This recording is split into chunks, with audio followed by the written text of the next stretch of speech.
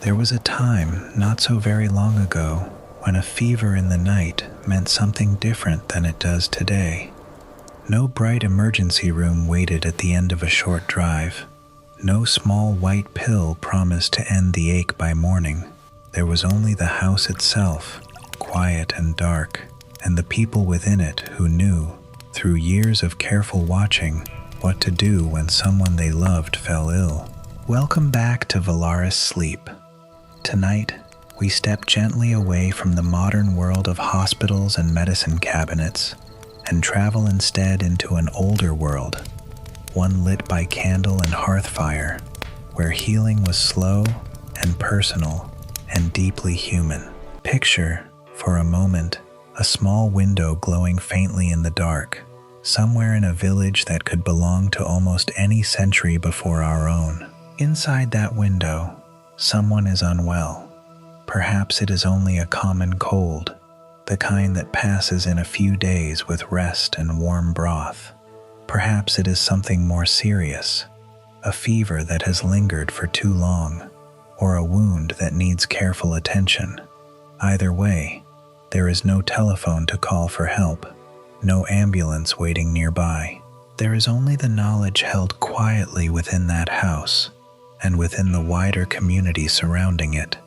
Knowledge passed down through mothers and grandmothers, through monks and traveling healers, through centuries of trial, observation, and care. This was the ordinary reality of medicine for most of human history, long before the microscope revealed the tiny world of bacteria, long before antibiotics or vaccines or anesthesia. People still fell ill, still gave birth, still broke bones and suffered fevers, and still, somehow, found ways to care for one another. They did not have the tools we have now. What they had instead was patience, careful observation repeated across generations, and a deep, practical understanding of the plants, herbs, and simple techniques available to them in their own particular corner of the world. Tonight, we will wander slowly through that older world of healing. We will visit the herb gardens of ancient Rome, where physicians trained in the Greek tradition worked alongside humble country healers who knew the land itself as their medicine chest. We will step into the quiet stone cloisters of medieval monasteries, where monks tended herb gardens and copied ancient manuscripts by candlelight, preserving knowledge that might otherwise have been lost entirely. We will travel north into the world of the Vikings, where healers set broken bones with a skill that still surprises modern archaeologists, and where a respected class of wise women called Völvur combined herbal knowledge with something closer to spiritual guidance. And we will cross the ocean, finally, into the farmhouses and villages of Colonial America, where midwives and mothers kept careful handwritten books of remedies, passing down knowledge as precious as any inheritance of land or gold. There is no need to remember any of these details tonight. There is no test waiting for you in the morning, no requirement to retain a single fact. This is simply a slow, gentle journey through history, meant to ease your mind rather than sharpen it, meant to carry you toward sleep rather than toward wakefulness. Let your body settle now wherever you are resting. Let your breathing slow, and let your eyes grow heavy if they have not already begun to close. There is nothing you need to do right now except listen and drift and allow this old, quiet history to carry you gently toward rest, the way a low fire once carried an entire household through a long winter night, asking for nothing more than to be tended with a little patience and a little care. Chapter 1. The Roman Physician's Garden. Let us begin, as we did in our journey through food and preservation, in the warm light of ancient Rome, though this time we step not into a kitchen or a larder, but into a small walled garden, tucked behind a modest house on a quiet street, where the air smells of crushed mint and warm earth, and where rows of carefully tended herbs grow in neat, sun-drenched beds. This garden belongs, in our imagining tonight, to a household physician of no great fame, the kind of ordinary healer who tended to the everyday aches and fevers of his neighborhood, rather than the grand illnesses of emperors and senators. He is not a wealthy man, nor a particularly celebrated one, but he is trusted, and in a city as vast and crowded as Rome, that trust matters more than any title. To understand this garden and the medicine that grew from it, we must first understand something of how the Romans came to think about healing at all. For much of Rome's early history, medicine had been a humble, domestic affair, practiced within the household by the head of the family, using remedies passed down through generations, along with a healthy dose of religious ritual and appeal to the gods. It was only later, as Rome's contact with Greece deepened, that a more formal tradition of medicine began to take root within the city, brought by Greek physicians who arrived first as prisoners of war, then increasingly as respected professionals in their own right. One of the most significant of these figures was a man named Dioscorides, a Greek physician, pharmacologist, and botanist who lived and practiced during the 1st century of the Roman Empire, in the time of the Emperor Nero. Dioscorides is remembered today for a single extraordinary work, a 5-volume text called De Materia Medica, in which he described more than 600 different plants and their medicinal properties,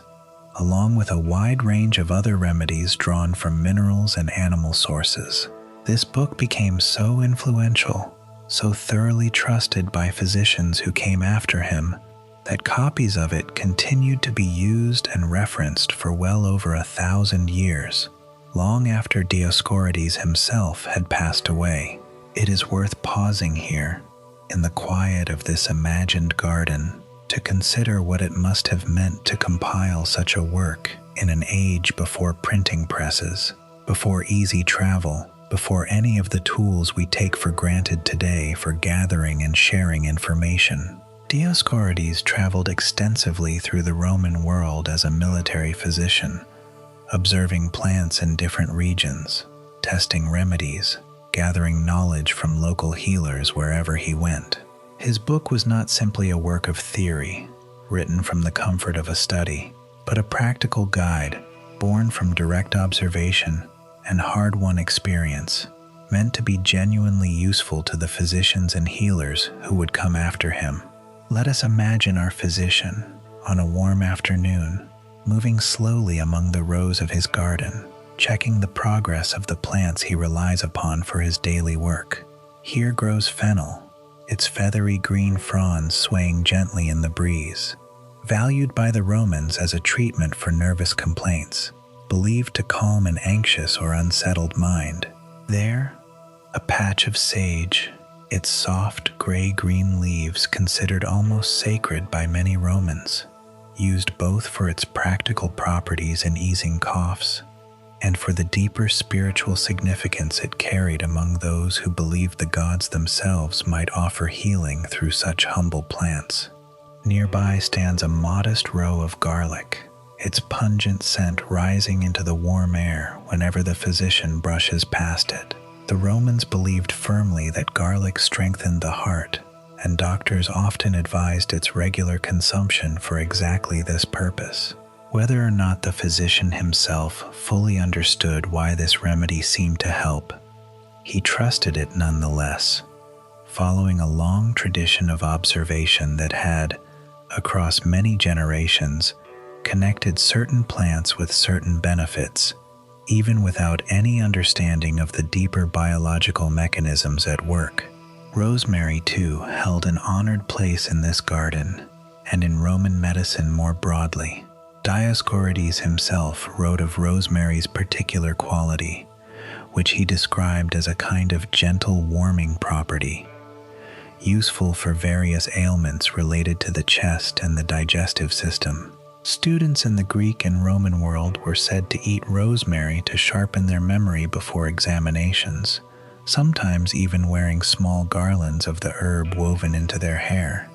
trusting in its subtle influence over the workings of the mind. It is easy, from the comfortable distance of our modern world, to look back on some of these beliefs with a smile,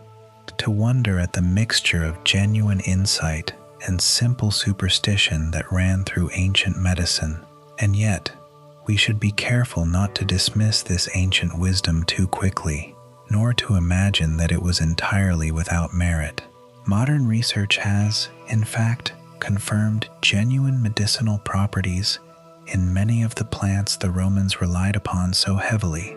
Chamomile, prized then as now for its calming properties, does appear to ease anxiety and promote rest. Willow bark, used by Roman healers for pain relief, contains compounds closely related to the active ingredient in modern aspirin. The ancient world, it turns out, often stumbled upon genuine medical truths through patient observation alone, long before anyone understood the deeper chemistry behind why certain treatments seem to work. Let us walk further into this imagined afternoon, following our physician as he moves from his garden into the modest room where he sees his patients. The space is simple,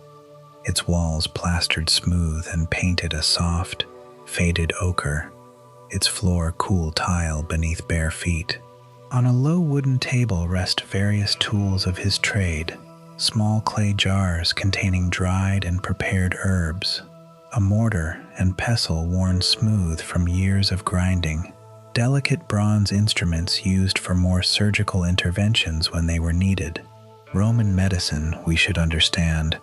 was not limited only to herbal remedies and gentle treatments. Surgery, too, played a significant role, particularly for the injuries so common in a world of manual labor,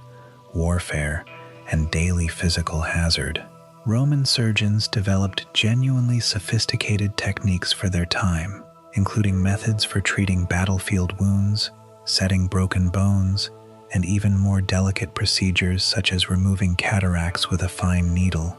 or performing what modern historians recognize as an early form of plastic surgery, using shifted flaps of skin to repair damage to the face. One particularly notable Roman physician, a man named Celsus, wrote extensively on these surgical techniques in a work that, much like Dioscorides' Herbal Compendium, would go on to influence medical practice for centuries after his death. Celsus described procedures with a clarity and practical detail that suggests genuine, careful clinical observation rather than mere theoretical speculation.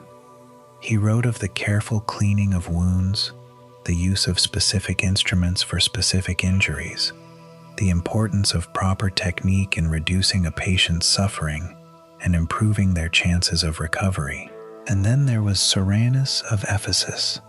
a Greek physician who practiced in Rome during the early 2nd century, remembered particularly for his contributions to the field of women's health and childbirth. Soranus wrote extensively about the practical realities of pregnancy and delivery, describing the use of a specialized birthing chair, various instruments used during difficult labors, and a range of conditions affecting women's reproductive health. His work reflects a level of careful, systematic attention to women's medical needs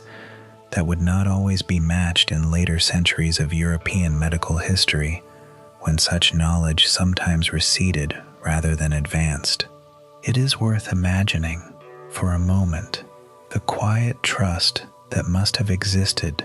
between a Roman physician and the patients who came to him for help. There was no elaborate system of medical licensing as we understand it today, no standardized medical school producing physicians according to a single unified curriculum. Instead, Roman medicine existed as a somewhat loose collection of traditions, formally trained physicians who had studied under Greek masters, practical surgeons who learned their craft through direct apprenticeship and hands-on experience, and countless rural healers and herbalists who tended to the daily needs of ordinary people using knowledge passed down through their own families and communities. This last group deserves particular attention, since they represented, in truth, the medicine available to the vast majority of people throughout the Roman world. Not everyone could afford the services of a formally trained physician, particularly outside the wealthier neighborhoods of Rome itself. In the countryside and in the humbler quarters of the city, most people relied instead on local healers, often older women within their own communities, who possessed a practical knowledge of herbs and simple treatments built up through years of direct experience tending to their own families and neighbors. Let us imagine, briefly, one such woman, perhaps living in a small rural village some distance from Rome's great urban center. She has no formal training, no scrolls of Dioscorides or Celsus to consult, yet she carries within her own memory a rich and practical understanding of the plants growing in the fields and hillsides around her home. She knows which leaves to crush for a poultice to ease a child's fever, which roots to boil into a tea for a troubled stomach, which flowers to dry and hang from her rafters for later use throughout the winter months, much as we saw in our earlier journey through the world of food preservation. Her knowledge, though informal and undocumented, was every bit as essential to her community's survival as the more celebrated writings of Rome's famous physicians. In fact, it was often women exactly like her, working quietly within countless villages and households across the empire, who preserved and passed down much of the practical herbal wisdom that formal physicians like Dioscorides eventually gathered together into their more famous written works. There is a gentle symmetry worth noticing here in this early chapter of our long history, just as we saw in our exploration of food preservation, how ordinary households across the ancient world quietly developed sophisticated systems of salting, smoking, and fermentation through patient generational knowledge. So too did ordinary healers develop sophisticated systems of herbal medicine, treating real ailments with real, if imperfectly understood, effectiveness. This was not medicine as we practice it today, with its laboratories and clinical trials and rigorous scientific method. But neither was it simple superstition, devoid of genuine value. It occupied a middle space, shaped by careful observation, inherited wisdom, and an intimate, practical relationship with the natural world. As the afternoon light begins to soften in our imagined Roman garden, let us picture our physician finishing his work for the day, gathering a final handful of fresh herbs for tomorrow's patients, brushing the rich soil gently from his hands. Somewhere in the city beyond his garden walls, a mother is perhaps preparing a chamomile tea for a restless infant. A soldier is having a wound cleaned and dressed with a mixture prepared according to methods described by Celsus himself. A rural healer many miles away is pressing crushed comfrey leaves against a farmer's injured leg, trusting in remedies passed down from her own mother and her mother before that. This was medicine in the Roman world. Imperfect, certainly, by our modern standards, sometimes mistaken in its underlying theories, occasionally dangerous in its remedies, and yet it was also, in its own quiet way, remarkably resourceful, deeply attentive to the natural world, and built upon a genuine desire to ease suffering and restore health, using whatever knowledge and tools were available at the time. As we leave this warm Roman garden behind, let us carry forward the sense of careful, patient observation we have witnessed here, as we travel next into the very different world of medieval Europe, where medicine would take on new forms, shaped by monasteries, by a very different understanding of the human body, and by the quiet, often overlooked wisdom of village healers working far from any centers of formal learning. Rest for a moment, if you wish, in the gentle warmth of that Roman garden, the scent of rosemary and sage still lingering in the evening air, and let yourself drift onward, slowly, into the next chapter of this long and peaceful history. Chapter 2: The Four Humors and the Village Wise Woman. As the centuries turned and the great structure of the Roman Empire slowly gave way to a very different kind of Europe, much of the formal medical knowledge we explored in our previous chapter did not simply vanish. It traveled instead, carried forward through fragments of old manuscripts, through the memories of those who had studied under Greek and Roman traditions, and eventually through the quiet, patient work of monasteries, which we will visit more fully in our next chapter. But before we step into those candlelit cloisters, let us pause first in the humbler world of the medieval village, where most people actually lived,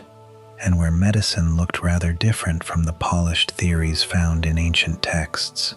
Picture, if you will, a small village somewhere in the European countryside, several centuries after the fall of Rome. The houses here are simple, built of timber and thatch, clustered together around a modest church and a well that serves as the meeting point for daily gossip and news. Fields stretch out in every direction,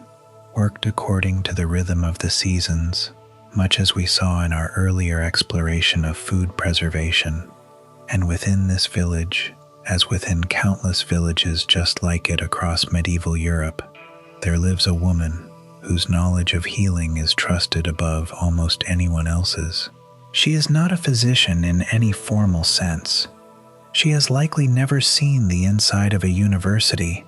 nor read a single page of Dioscorides or Galen, whose theories, filtered down through centuries of adaptation and reinterpretation, still shaped much of the medical thinking of her time, even if she herself had never directly encountered their written words. Instead, her knowledge comes from a different kind of education entirely, an oral tradition passed down from her own mother, who learned it in turn from her mother before her, stretching back through generations of women who quietly carried forward the practical work of tending to their community's health. To understand her role and the medicine she practiced, we must first understand something of the broader medical theory that shaped thinking throughout medieval Europe, a theory inherited, in modified form, from the ancient Greek and Roman world we explored in our previous chapter. This was the theory of the four humors, a framework that held that the human body contained four essential fluids: blood, phlegm, yellow bile, and black bile, and that health depended entirely on these four humors remaining in careful, delicate balance with one another. According to this theory, illness arose whenever one humor became too dominant or too deficient relative to the others. A fever, for instance, might be understood as an excess of blood, requiring treatment that would help restore proper balance, perhaps through bloodletting, a practice we will examine more closely in a later chapter, or through careful adjustments to diet, believed capable of cooling or warming the body's internal balance, depending on which foods were consumed. A persistent cough, meanwhile, might be attributed to an excess of phlegm, calling for remedies believed to dry and warm the body, counteracting what was seen as the naturally cold, wet quality of this particular humor. This theory, elegant and internally consistent as it may have seemed to those who held it, was of course not grounded in anything resembling modern biological understanding, and yet it provided a coherent framework within which medieval healers, both formally trained physicians and village practitioners alike, could organize their observations and their treatments, offering patients a sense of order and explanation in a world that otherwise felt deeply unpredictable and frightening when illness struck. Let us return now to our imagined village healer, going about her daily work within this broader framework of humoral theory, blended seamlessly with a rich tradition of practical herbal knowledge inherited from countless generations before her. On this particular morning, let us imagine, She has risen before dawn, while the village still lies quiet and the air carries the cool, damp scent of early morning dew across the fields. She moves through her small garden, much like the Roman physician we visited in our previous chapter, gathering the herbs she will need for the day's work. Her garden, though humbler than any wealthy Roman household's carefully tended plot, contains many of the same essential plants that had been valued for centuries across the ancient and medieval world alike. Comfrey grows here, its broad, slightly fuzzy leaves considered essential for treating burns, fractures, and other physical trauma. Its very name derived from an old word meaning to grow together, reflecting the belief,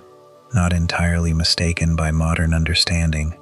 that this plant genuinely assisted the healing of wounds and broken bones. Nearby grows plantain, a common and unassuming weed to modern eyes, yet prized throughout the medieval world for soothing wounds, insect bites, and various skin irritations. Arnica, too, finds its place in her small collection of healing plants, valued specifically for treating bruises and other blunt injuries, a remedy still recognized, in modified form, within certain branches of modern herbal medicine today. And scattered among these more practical remedies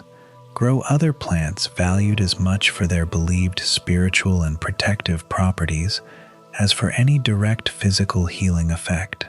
Garlic, much as the Romans had believed centuries earlier,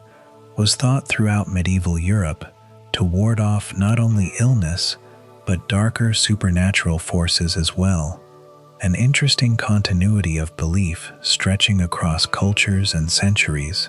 Rosemary, too, carried a similar dual reputation, valued both for its genuine medicinal properties and for a widely held belief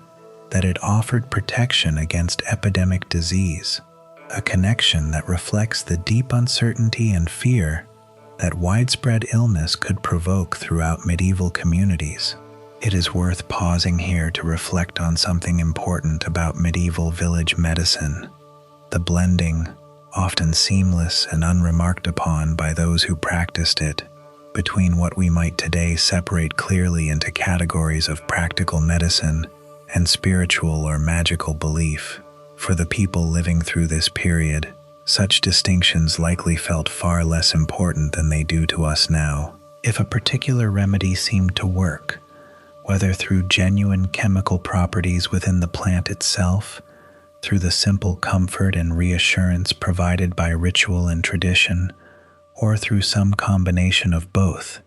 it earned its place within the accumulated wisdom passed down through generations of careful, if informal, observation. Let us imagine our village healer moving next from her garden into the modest home of a family whose young daughter has fallen ill with a persistent fever. The house is dim and close, its small windows offering little natural light, the air within thick with wood smoke from the hearth fire burning steadily in the corner. The child lies restless upon a simple straw pallet, her face flushed, her breathing shallow and quick, while her mother hovers nearby, her own face etched with the particular anxious exhaustion that comes from caring for a sick child through long, sleepless nights. The healer kneels beside the child, placing a gentle hand against her forehead, feeling the heat radiating from her small body. She has seen this pattern many times before, across years of tending to the illnesses that regularly swept through her village, and she draws upon that accumulated experience now, rather than any formal medical theory memorized from a textbook. She calls softly for warm water, into which she steeps a careful mixture of dried herbs from the pouch she carries with her, likely including feverfew, a plant whose very name reflects its long-standing reputation for reducing fevers, a reputation that, interestingly, aligns reasonably well with modern scientific understanding of the plant's genuine pharmacological properties. As the tea steeps and cools slightly, the healer speaks quietly with the child's mother, offering not only practical instructions for care, but also the kind of steady reassurance that comes from long experience and genuine community trust. She advises rest, plenty of fluids, and careful attention to keeping the child comfortable, while also perhaps murmuring a simple protective phrase or blessing, reflecting the genuine spiritual dimension that ran alongside practical herbal treatment throughout medieval healing practice. This intimate, personal quality of medieval village medicine deserves particular attention, since it stands in such contrast to the more impersonal, institutional quality of much modern medical care. The village healer we have been imagining tonight did not simply treat a set of symptoms in isolation. She treated a whole person within the context of a family and a community she knew intimately, drawing upon decades of accumulated personal experience with these same families through births and illnesses and recoveries and, inevitably, sometimes through deaths as well. It is worth acknowledging, too, that medieval medicine, for all its genuine wisdom and practical skill, existed within real limitations that we should not romanticize away entirely. Infant and childhood mortality remained tragically high throughout this period, and many illnesses that seem entirely manageable to us today, thanks to modern antibiotics and medical intervention, could and often did prove fatal. The village healer we have imagined tonight, however skilled and however trusted by her community, worked within genuine constraints of knowledge and available treatment, and she herself would have understood this reality deeply, having likely lost patients, and perhaps even members of her own family, to illnesses she could not fully treat or cure. And yet, within these real limitations, there existed genuine skill, genuine care, and a remarkably sophisticated body of practical knowledge, built up not through controlled scientific experimentation as we understand it today, but through countless generations of careful observation, patient trial, and the quiet, largely unrecorded wisdom of women like the healer we have followed through this chapter. Much of this knowledge would eventually find its way into written form, preserved not by the village healers themselves, who typically could not read or write, but by another group entirely, the monks and scholars working within medieval monasteries, whose quiet, patient labor forms the subject of our next chapter. Before we move onward, let us imagine one final scene from this medieval village, as evening settles gently over the thatched rooftops and the fields beyond. The child we visited earlier has begun to recover, her fever finally breaking as the sun sets, her breathing settling into the easier rhythm of natural sleep. Her mother sits quietly beside her, exhausted but relieved, while somewhere across the village, our healer makes her way home through the gathering dusk, her small pouch of herbs and remedies once again empty, ready to be refilled with fresh gathering in the coming days. This was medicine as most people throughout medieval Europe actually experienced it, not the formal text-based tradition preserved within monastery libraries, though that tradition mattered too, and deserves its own careful attention. Rather, this was medicine as lived experience, embedded within the daily rhythms of village life, carried forward through the quiet, patient work of women whose names have mostly been lost to history, but whose careful, compassionate labor sustained countless communities through centuries of illness, injury, and the ordinary, inevitable vulnerabilities of human life. As we leave this village behind, its healer walking home beneath a darkening sky, let us carry forward this sense of quiet, practical wisdom as we turn now toward the monasteries of medieval Europe, where a very different but complementary tradition of healing was taking shape, preserved carefully within stone walls and candlelit scriptoriums, safeguarding knowledge that might otherwise have been lost entirely to the passage of time. Rest for a moment, if you wish, in the gentle stillness of that medieval village evening, and let yourself drift onward, slowly, into the next chapter of this long and peaceful history. Chapter 3: The Monastery Infirmary. Let us leave behind, for a while, the small timber houses and modest gardens of the medieval village, and travel instead toward a very different kind of setting, a monastery, its stone walls rising quietly above the surrounding countryside, its bell tower marking the passage of hours with a steady, unhurried rhythm that shaped the entire rhythm of daily life within its walls. It is here, within these quiet cloisters, that we find another essential thread in the story of medicine before the modern age, one carried forward not through oral tradition passed between mothers and daughters, but through careful, patient scholarship preserved in ink and parchment. By around the year 700, many monasteries across Europe had already begun to establish small infirmaries, simple rooms set aside specifically for the care of the sick, staffed by monks who took on the responsibility of tending to those who fell ill, whether they were fellow members of the religious community or travelers and local villagers seeking help. This development reflected something important about the role monasteries came to play throughout medieval Europe, functioning not merely as centers of religious devotion, but as some of the only stable institutions capable of preserving and transmitting more formal medical knowledge during a period when the older Roman systems of trained physicians had largely broken down. Let us imagine, for a moment, stepping through the heavy wooden gate of such a monastery on a cool autumn morning, the mist still clinging low to the surrounding fields.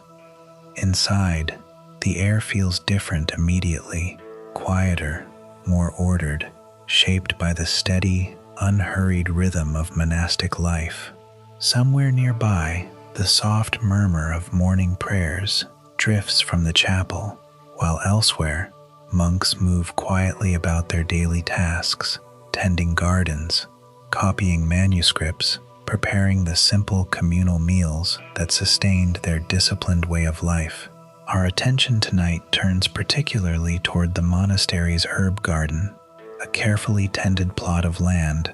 often situated close to the infirmary itself,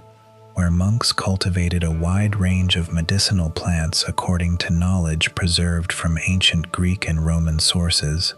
blended increasingly with their own accumulated observations and adaptations suited to local conditions. This herb garden represented something remarkable when we consider the broader historical context,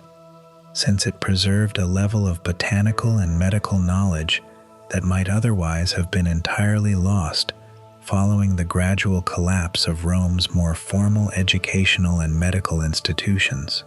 The connection between monasteries and this preserved medical knowledge deepened significantly under the reign of Charlemagne, the powerful Frankish king who, during the late 8th century,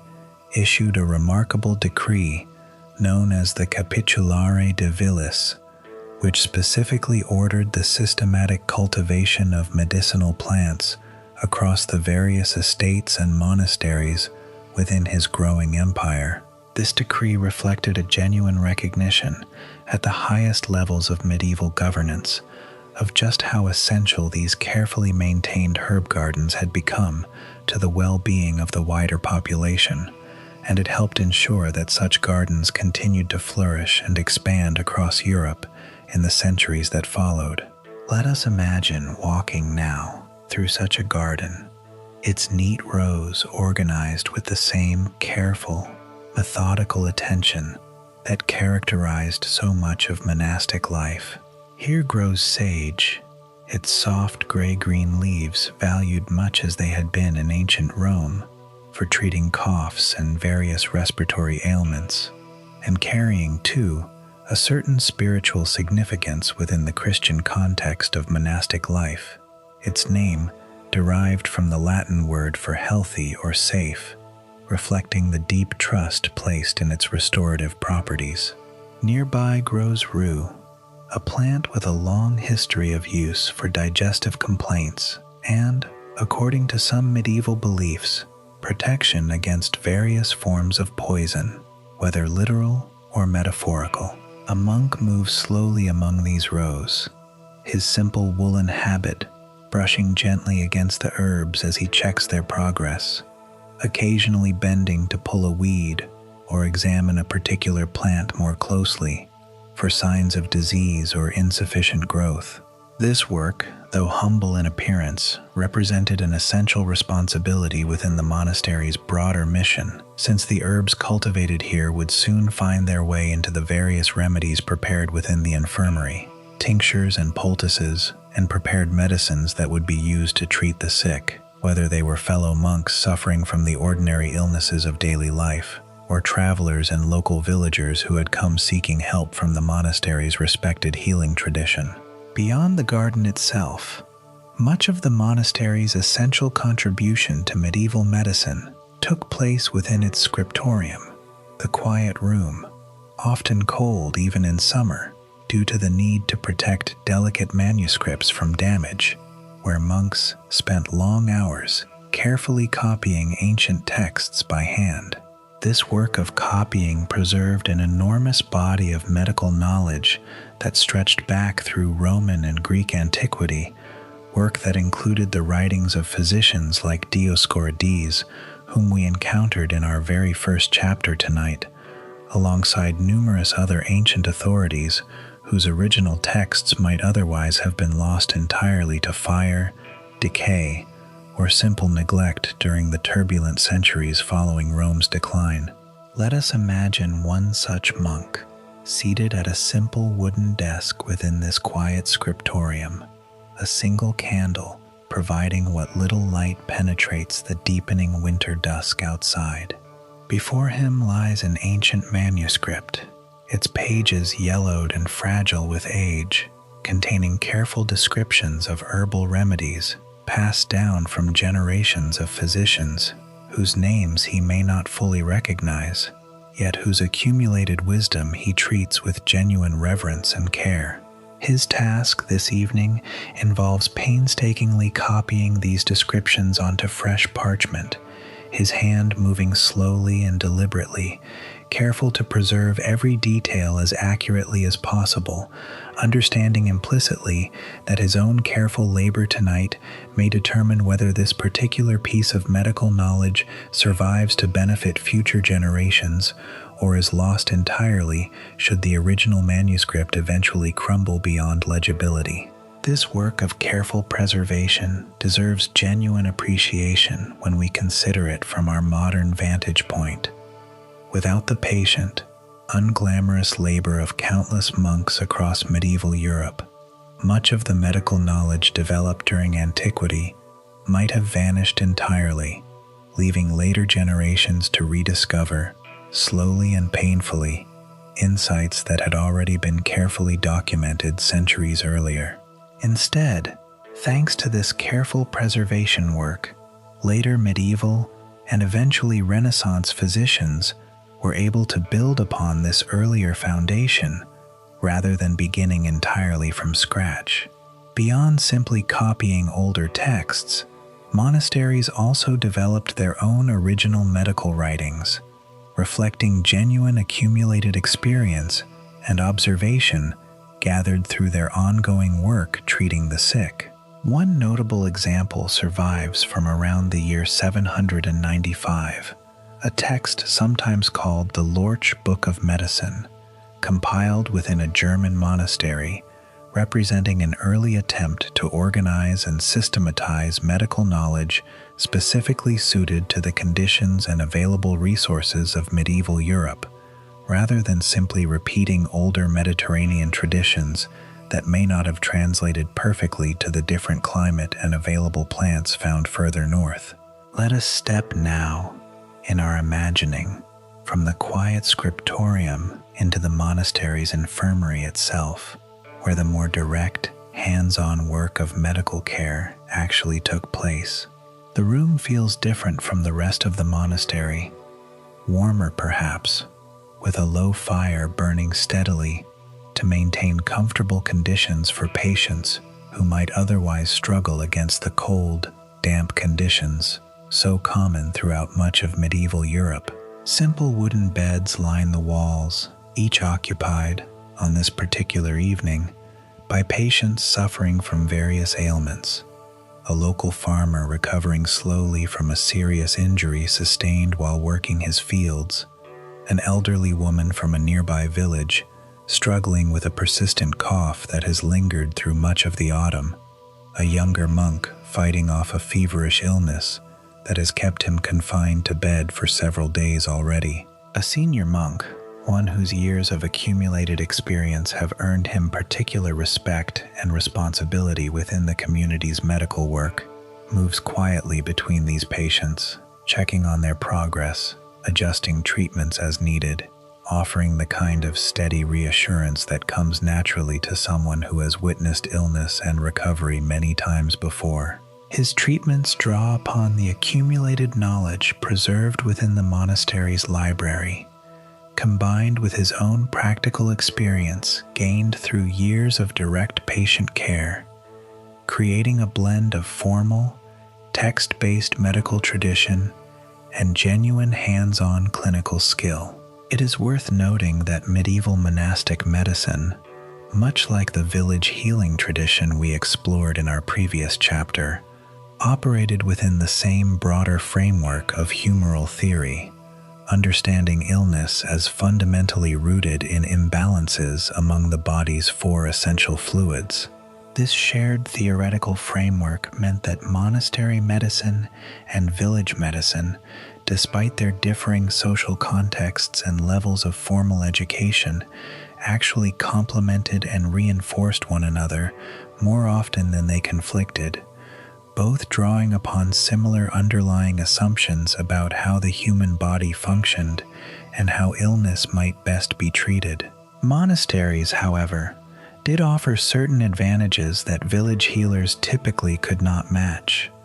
Their more substantial resources allowed for larger, more diverse herb gardens, cultivating plants that might not grow easily in every local environment.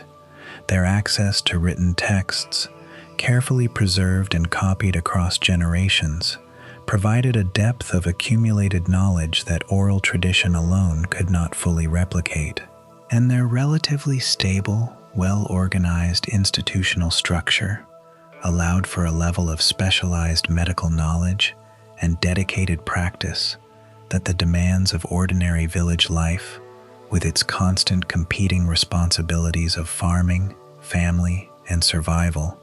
often made difficult to sustain. Let us imagine, as our evening in this monastery infirmary draws toward its close, the elderly monk making his final rounds before retiring for the night, checking once more on each of his patients, adjusting a blanket here, offering a final sip of warm herbal tea there, murmuring words of quiet reassurance to the young monk still fighting his lingering fever. Outside, the bell begins to toll softly, marking the hour for evening prayers, and throughout the monastery, the rhythm of religious devotion continues alongside this quieter, more practical rhythm of medical care. The two forms of dedication intertwining seamlessly within the daily life of this ancient institution. As we prepare to leave this monastery behind, let us reflect briefly on the particular contribution this institution made to the broader history we are exploring tonight.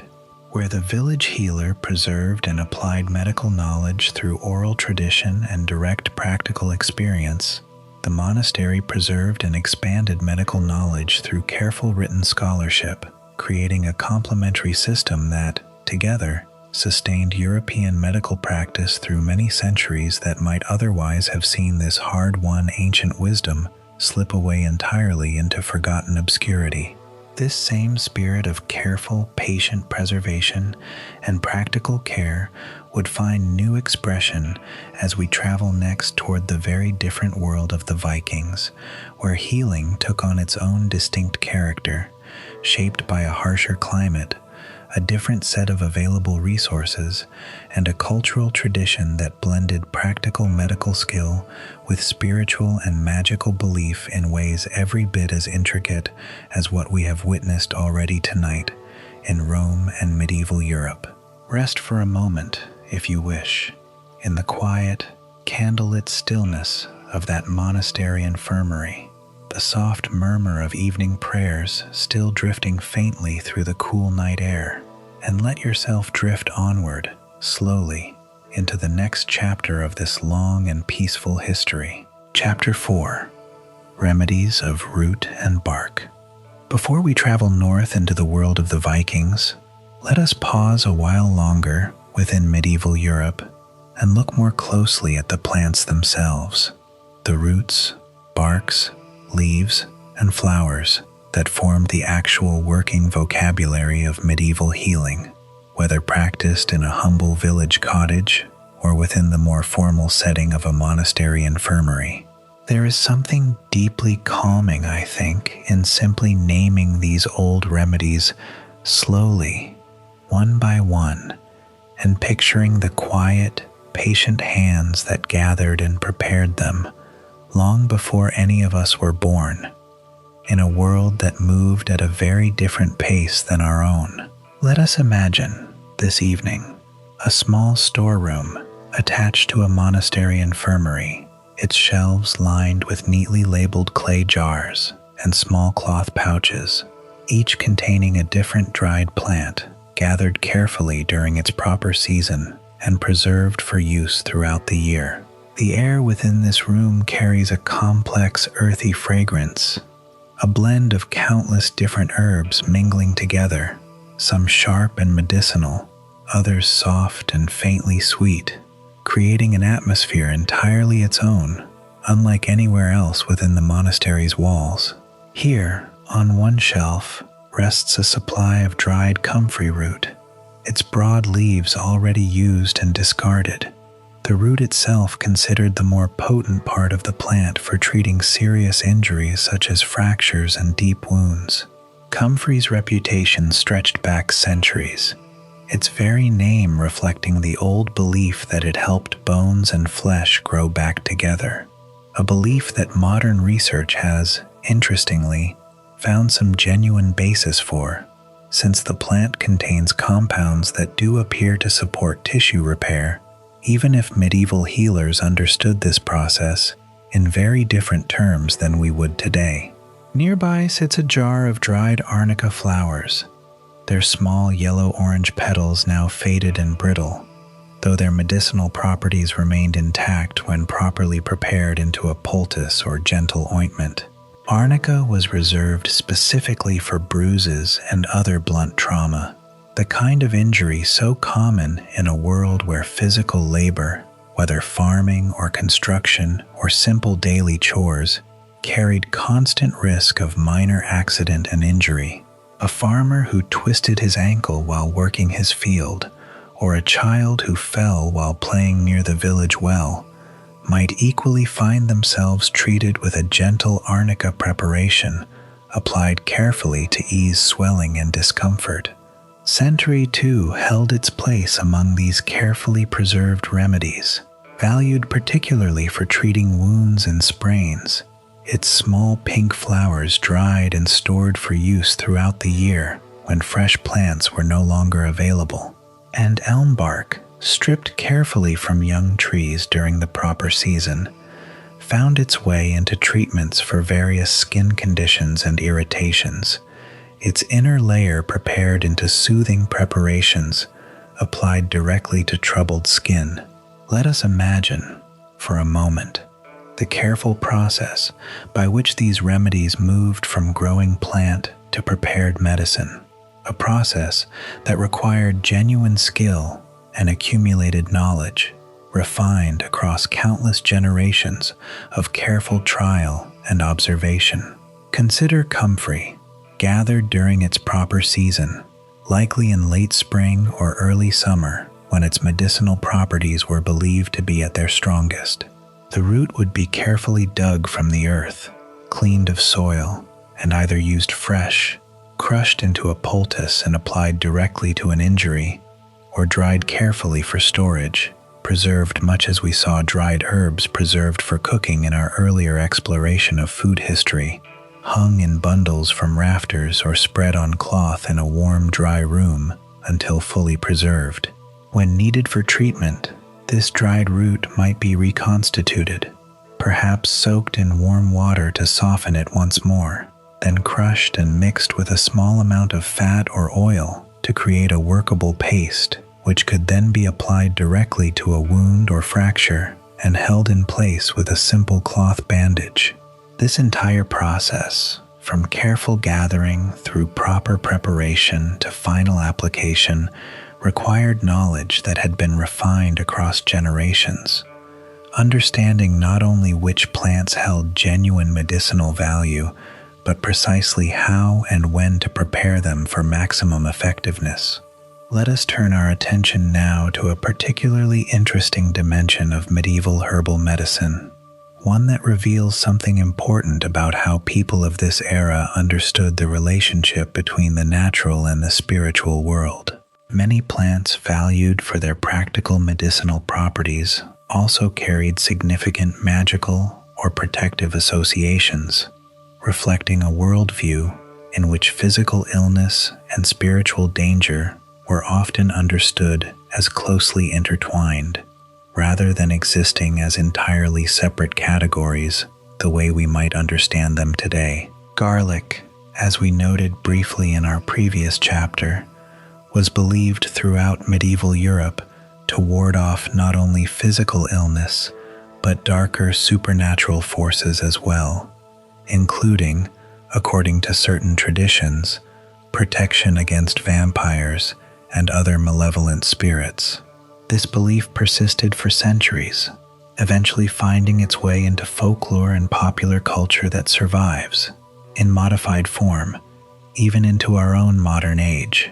Angelica, meanwhile, was believed to offer protection specifically against witchcraft. Its tall, elegant stems and delicate white flowers, considered almost otherworldly in their protective power. Cumin, too, carried associations with warding off what was known as the evil eye, a belief in malevolent supernatural harm caused simply through envious or ill-intentioned glances from others. Juniper and rosemary shared a particular reputation for offering protection against epidemic disease, a belief that takes on particular poignancy when we consider the genuine terror that widespread illness could provoke throughout medieval communities, lacking as they did any real understanding of how disease actually spread from person to person. Oregano, meanwhile, was thought to guard specifically against witches and demons, while numerous other plants, including basil, lovage, mallow, mint, and sage, carried reputations as aphrodisiacs,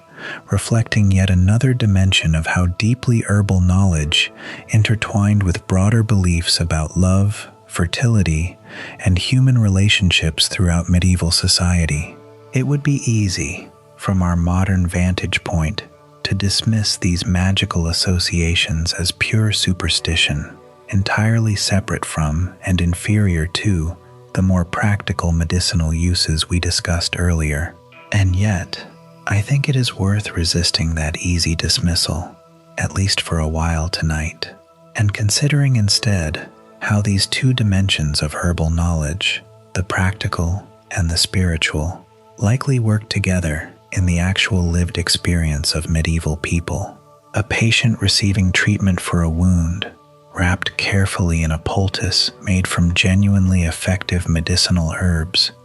while also receiving quiet reassurance rooted in spiritual belief and protective ritual, may well have experienced genuine comfort and healing benefit from both dimensions of this treatment simultaneously, in ways that our modern separation between physical medicine and psychological comfort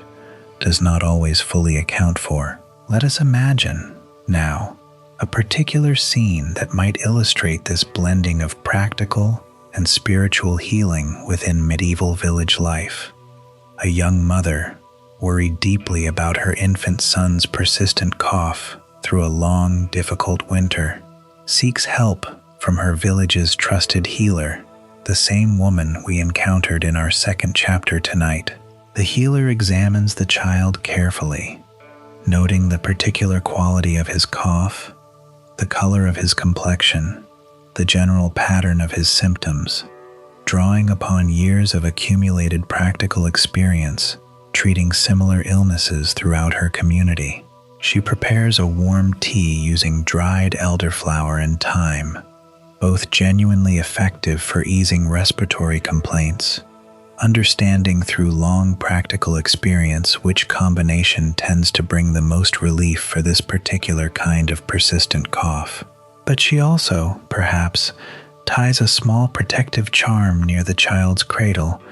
murmurs a quiet blessing over the prepared tea before giving it to the worried mother, and offers reassurance rooted not only in her practical herbal knowledge, but in genuine spiritual comfort as well, understanding intuitively that a frightened, exhausted mother needs both forms of support during this difficult time. This blending of practical skill and spiritual reassurance characterized much of medieval medicine, and it deserves genuine respect rather than easy dismissal,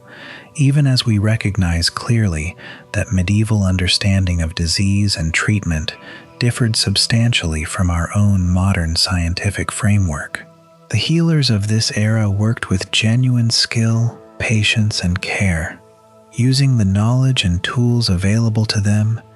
and achieving real, if imperfect, results in easing suffering and supporting recovery for countless patients across many centuries. Let us return, one final time this evening, to that quiet monastery storeroom we imagined earlier, its shelves lined with carefully preserved herbs, each one representing accumulated generations of careful observation and practical experience. As the light fades outside and evening settles over the monastery grounds, a monk moves quietly through this room, checking supplies, noting which remedies are running low and will need replenishing when the proper season arrives again, preparing carefully for whatever illnesses and injuries tomorrow might bring to the infirmary's patient beds. This careful, ongoing work of preparation and preservation, whether conducted within monastery walls or within a village healer's humble cottage, sustained medieval communities through countless generations of illness and injury, offering genuine comfort and often genuine healing, even without the deeper scientific understanding that would eventually transform medicine in later centuries. It represents, I think, a particular kind of quiet human wisdom, patient and practical, refined slowly across generations through careful trial and honest observation, deserving of our genuine respect as we continue our journey tonight. As we prepare to leave medieval Europe behind entirely and travel north into the colder, harsher world of the Vikings, let us carry forward this appreciation for the careful, patient work of herbal medicine, understanding that similar wisdom, adapted to different plants and different conditions, awaited us in the Norse world as well, where healers faced their own particular challenges and developed their own particular solutions, shaped by the unique demands of their northern homeland. Rest for a moment, if you wish, in the quiet, herb-scented stillness of that monastery storeroom, and let yourself drift onward, slowly, into the next chapter of this long and peaceful history. Chapter 5. The Viking Healer's Craft. Let us travel now, gently, away from the stone monasteries and quiet village gardens of medieval Europe, and journey north instead, toward the cold coastlines and deep fjords of the Norse world. Here, in the lands we now call Scandinavia and Iceland, a very different tradition of healing took shape, forged by a harsher climate, a different relationship with the natural world, and a culture that saw little separation between practical medical skill and the deeper spiritual forces believed to govern health, illness, and fate itself. Picture, for a moment, a Viking longhouse settling into the quiet of a winter evening, much as we imagined in our earlier journey through the history of food preservation. The air within is warm, thick with wood smoke rising from the central hearth fire, and the low murmur of voices drifts gently through the dim, flickering light. Somewhere within this longhouse, someone lies injured or unwell, and a healer has been summoned to offer whatever help her knowledge and skill can provide. We know a great deal less about Viking medicine than we do about the more formally documented traditions of Rome or medieval monastic Europe, since the Norse people left behind no medical textbooks in the way Dioscorides or Celsus did, no equivalent of a monastery scriptorium carefully preserving detailed written remedies for future generations. And yet, through careful archaeological work, through the physical evidence preserved in graves and settlements, and through references scattered across the Norse sagas, historians and archaeologists have gradually pieced together a genuinely fascinating picture of how the Vikings approached the challenge of illness and injury. Perhaps the most striking evidence comes from skeletal remains uncovered at Viking Age burial sites,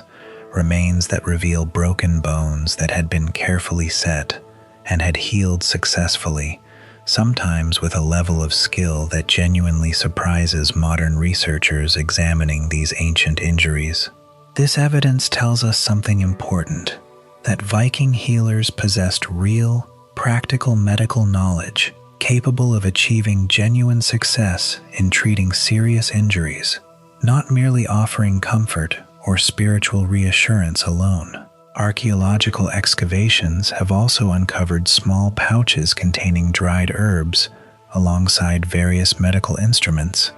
buried alongside individuals who likely served their communities as healers during their lifetimes. These finds suggest a level of organized, deliberate medical practice, rather than purely improvised or haphazard treatment. Tools for grinding herbs into usable preparations have been discovered at various settlement sites, hinting at a genuinely systematic approach to preparing remedies from the plants available within the Norse landscape. Among the herbs identified through this careful archaeological work, we find yarrow, valued particularly for its ability to help stop bleeding and treat wounds, a genuinely useful property that aligns well with what modern herbal knowledge understands about this plant's properties. We find plantain as well, much as we encountered in medieval Europe, used to soothe skin irritations, insect bites, and minor wounds. Chamomile appears too, valued as a calming remedy and treatment for stomach complaints, alongside meadowsweet, angelica, and juniper, plants that grew naturally within the Norse landscape and were incorporated into a rich tradition of practical herbal treatment. Let us imagine for a moment the particular healer we mentioned tending to a patient within that imagined longhouse. Norse society recognized a particular kind of respected healer known as a völva, a woman who occupied a genuinely significant social position within her community, blending practical herbal knowledge with a deeper spiritual role as a kind of seeress or shamanic figure. The völva's work extended beyond simple physical treatment, encompassing what the Norse understood as a form of magic called seidr, through which she might diagnose illnesses believed to stem from curses, supernatural influence, or disturbances in the deeper spiritual order believed to govern the world. This blending of practical and spiritual healing, which we also witnessed in our exploration of medieval Europe, took on a particularly vivid and pronounced character within Norse culture. The Norse worldview did not draw the sharp line between physical and spiritual affliction that we might expect from a modern perspective. Illness could stem from entirely physical causes: an infected wound, a broken bone, a persistent fever, but it might equally be understood as stemming from a curse, an offended spirit, or some deeper disturbance requiring spiritual intervention alongside, or even instead of, purely physical treatment. Alongside herbal remedies and spiritual practice, we know that Norse healers also possessed genuine surgical skill, a fact confirmed both through archaeological evidence and through references within the sagas themselves. One particularly vivid saga account describes a wounded man being asked whether he believed he might recover from his injuries, to which he reportedly responded that there was some hope if a healer could be found to attend to him, a passage that reveals the genuine confidence Norse society placed in the practical skill of trained healers, even in cases of serious injury. Archaeological evidence confirms that actual surgical procedures took place during the Viking Age, including what modern archaeologists recognize as attempts at trepanation, a procedure involving the careful removal of a small section of the skull, likely performed to treat serious head injuries, or in some cases, believed to release what was understood as harmful pressure or spiritual affliction from within the patient's head. Remarkably, some skeletal evidence suggests that certain patients survived this remarkably invasive procedure, healing sufficiently afterward to live for a considerable time following such a serious intervention. Let us imagine, briefly, the setting in which such a procedure might have taken place, perhaps within a slightly separated section of a longhouse, or within a small dedicated structure set aside specifically for treating serious injuries. The patient would have been given whatever pain relief was available, perhaps a strong alcoholic drink, or preparations made from plants believed to dull pain and induce a kind of calming drowsiness. The healer performing this delicate procedure would have worked with whatever instruments were available, likely simple but carefully maintained tools crafted from iron or bronze, requiring genuine steadiness of hand and confidence born from prior experience and training passed down through whatever apprenticeship system existed within Norse healing traditions. Beyond these more dramatic surgical interventions, Norse medical practice encompassed a wide range of more routine treatments as well. We know that Norse healers regularly performed the lancing and cleaning of wounds, a practice essential in a world where infection posed a constant and genuinely serious threat to anyone suffering even a relatively minor injury. Bandaging, too, formed an essential part of Norse medical practice, alongside careful attention to properly setting and immobilizing broken bones, the very skill that has left such compelling evidence within the archaeological record of successfully healed fractures. Midwifery, as in every culture we have explored tonight, formed an essential dimension of Norse healing practice as well, with the vulva or other respected healer guiding women through the genuine dangers and uncertainties of childbirth, supported also by the presence of female friends and family members who provided practical assistance and emotional support throughout labor and delivery. Offerings were sometimes made to Freya, a goddess associated with fertility and childbirth, reflecting once again the close intertwining of practical medical care and spiritual practice that characterized so much of Norse healing tradition. An Old English text, sometimes called the Nine-Herb Charm, preserved from this broader Northern European tradition,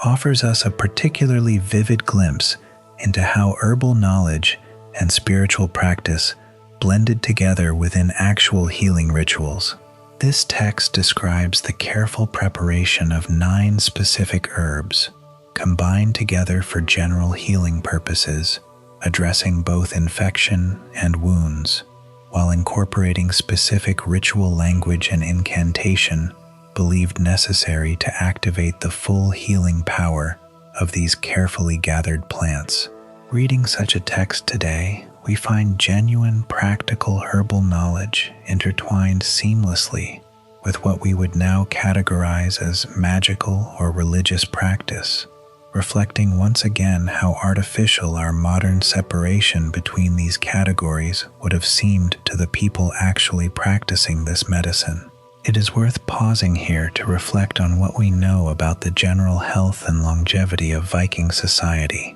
since this evidence offers important context for understanding just how effective their medical practices genuinely were. While average life expectancy across the broader Viking population remained relatively low by modern standards, a reflection primarily of extremely high infant and childhood mortality rates common throughout the ancient and medieval world generally, those who survived childhood and adolescence could often expect to live considerably longer than we might assume, frequently reaching their 50s or 60s, with some individuals living well into their 70s or 80s. Excavations of Viking warrior burials, including a notable site in Estonia known as the Salme ship burials, have revealed groups of warriors in their late 40s, showing evidence of healed injuries sustained earlier in their lives. Individuals who had clearly survived serious battlefield wounds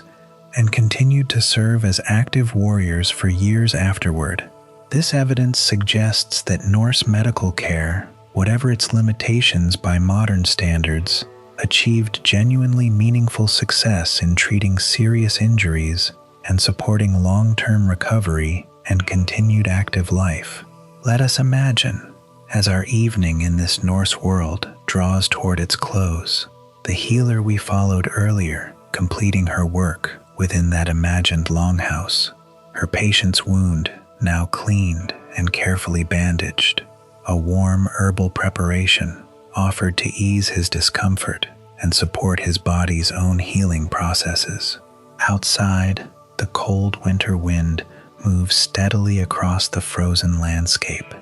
carrying with it the deep quiet of a northern winter night, while within the longhouse, warmth and careful human care continue their patient work, sustaining this small community through whatever illness or injury this particular winter might bring. This blending of practical skill, spiritual belief, and genuine accumulated medical knowledge characterized Norse healing throughout the Viking Age, achieving results that modern archaeological and historical research continues to reveal as genuinely more sophisticated than earlier generations of scholars once assumed. The Vikings, whatever their fearsome reputation in other areas of history, developed and maintained a healing tradition worthy of genuine respect and careful study. As we prepare to leave this northern world behind, let us carry forward our growing appreciation for the diverse, resourceful ways that different cultures across history developed genuine medical skill and practical healing wisdom, each shaped by their own particular environment, available resources, and cultural understanding of the relationship between body, mind, and spirit. We turn next to a related but distinct dimension of pre-modern medicine, one that appeared across nearly every culture we have explored tonight in some form, and deserves its own careful, unhurried examination: the practice of bloodletting, purging, and the broader effort to restore the body's delicate internal balance. Rest for a moment, if you wish, in the quiet, firelit warmth of that Norse longhouse, and let yourself drift onward, slowly, into the next chapter of this long and peaceful history. Chapter 6: Bleeding, Balance, and Belief. Let us pause for a while tonight and look more closely at a single practice that appeared, in one form or another, across nearly every culture we have visited so far: Rome, medieval Europe, and the Norse world alike. This is the practice of bloodletting, the deliberate removal of blood from a patient's body as a form of medical treatment,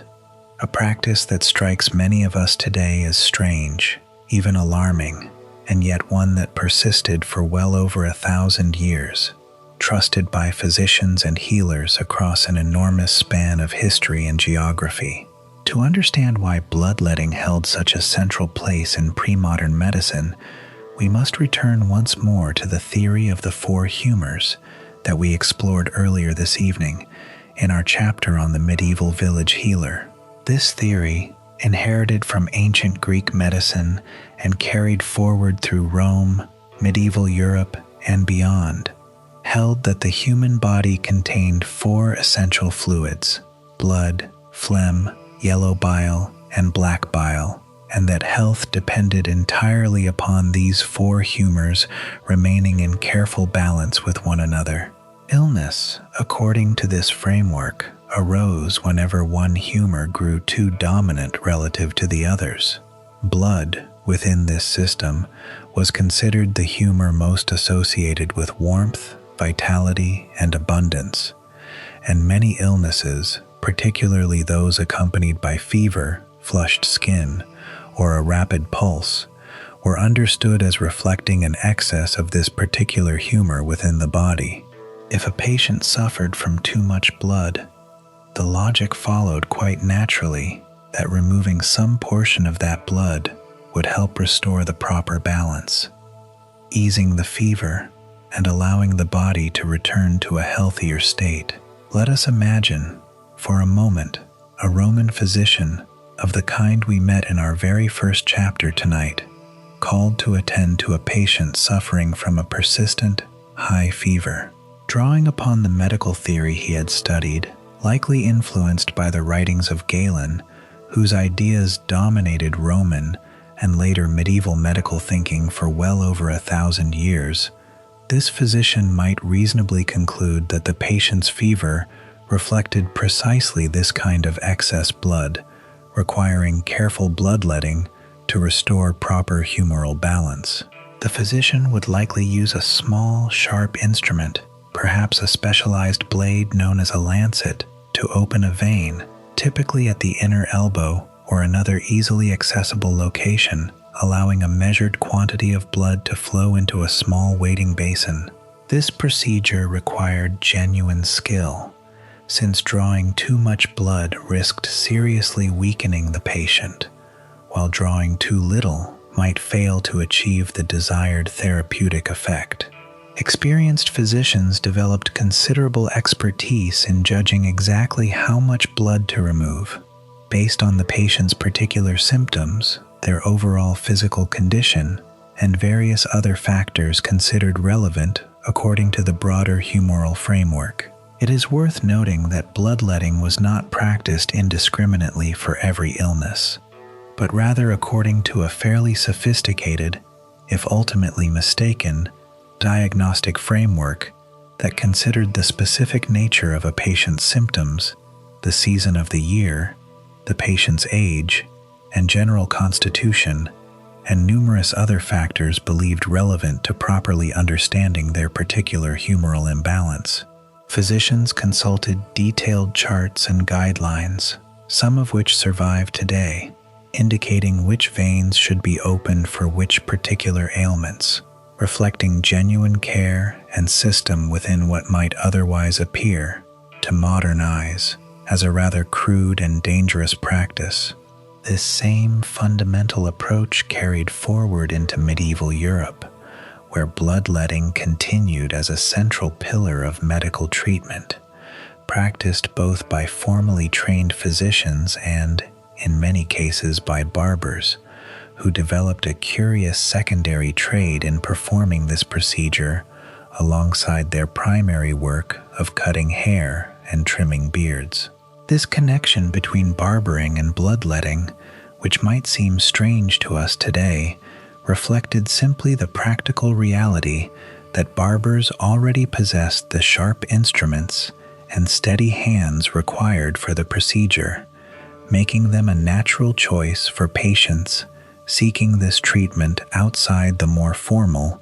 and often more expensive services of a trained physician. Let us imagine for a moment a medieval barber's shop, its walls perhaps displaying the distinctive red and white striped pole that would eventually become associated with this profession, a pole whose colors, according to some historians, directly referenced this bloodletting practice, the red representing blood and the white representing the bandages used to bind the wound afterward. Within this shop, alongside the ordinary tools of hair cutting and shaving,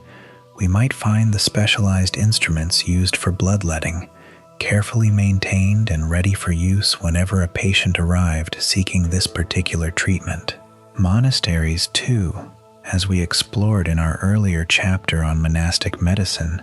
regularly practiced bloodletting, sometimes even as a routine, preventative measure rather than only in response to specific illness. Some monastic communities scheduled regular bloodletting sessions for all their members, several times throughout the year, reflecting a belief that this practice helped maintain proper humoral balance and prevent illness before it could take hold, rather than only treating illness after it had already developed. Beyond bloodletting itself, medieval and earlier medical practice relied heavily on related techniques aimed at similarly restoring the body's proper humoral balance through the deliberate removal of excess substances, purging. Through the careful administration of specific herbs and preparations believed to induce vomiting or diarrhea,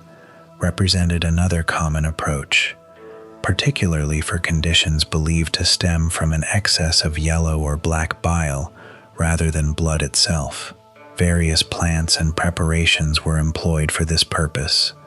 chosen carefully according to the specific nature of the patient's presumed humoral imbalance. Cupping, too, offered another related technique involving the application of heated glass or ceramic cups to the patient's skin, creating suction that drew blood toward the surface, sometimes combined with small incisions to actually draw blood out through this method, in what was known as wet cupping, or used alone, without incision, in what was called dry cupping, believed to help draw out harmful substances and restore proper circulation and balance within the affected area. Let us return, for a moment, to our imagined Norse healer from the previous chapter, since we know that Norse medical tradition incorporated similar practices as well. The 13th century Icelandic law book known as Gragas specifically addresses the practice of bleeding and cauterizing patients for their health, indicating that these techniques were sufficiently common and accepted within Norse society that legal protections existed for healers performing such procedures, protecting them from liability should complications arise during treatment genuinely intended to help the patient. It is worth pausing here to consider honestly both the genuine limitations and the occasional genuine benefits of these practices, viewed from our modern medical understanding. Bloodletting, we now understand clearly, offered no genuine benefit for the vast majority of conditions for which it was historically employed, and in many cases likely weakened patients who were already struggling against serious illness,